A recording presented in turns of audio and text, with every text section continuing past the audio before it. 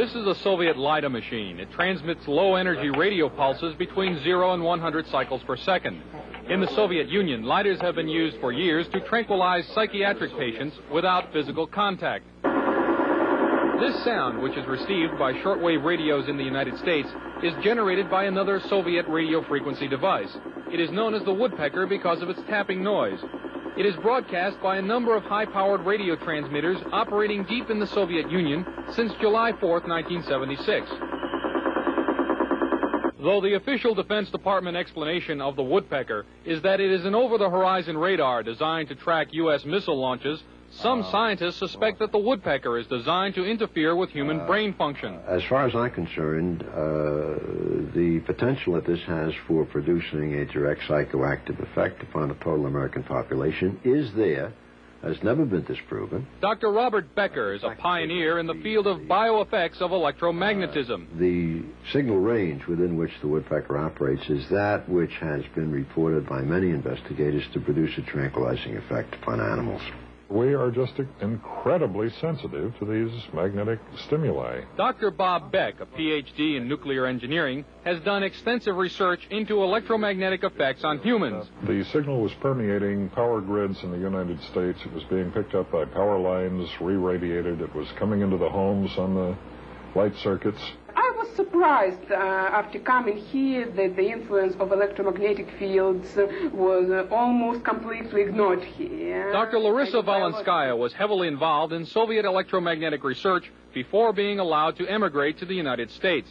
She told CNN about Soviet research in electromagnetic effects. They demonstrated theoretically and also demonstrated experimentally that low frequency, low energy electromagnetic fields also can possess biological efficiency because any field not only carries energy but also carries information.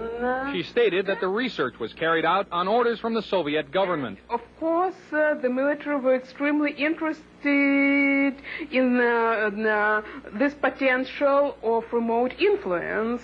Is the United States military working in the field of electronic mind control? Officially, the Department of Defense will not comment because the subject area is, quote, too sensitive.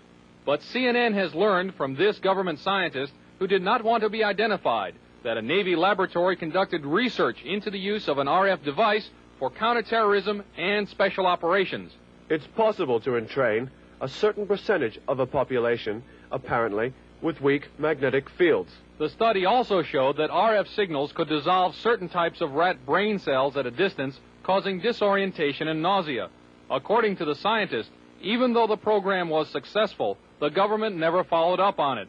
Dr. James Frazier did electromagnetic research for the U.S. Air Force for many years.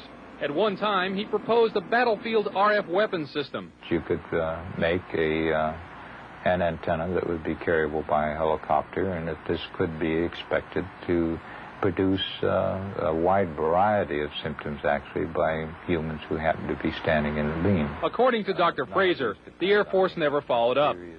At Lawrence Livermore Laboratory, another RF weapons concept is nicknamed the brain bomb. According to the book Star Warriors, the brain bomb would focus a nuclear blast into a huge pulse of low-frequency RF energy that would stun huge numbers of troops. Apparently, it too has not yet been funded. The Department of Defense will not comment about Soviet RF weapons, or if American RF weapons development is going forward. However, experts interviewed by CNN say that the Soviets are apparently ahead and could exploit that lead in a surprise strategic move, a move that could have grave consequences for the United States. From Washington, this is Chuck DeCaro, CNN Special Assignments.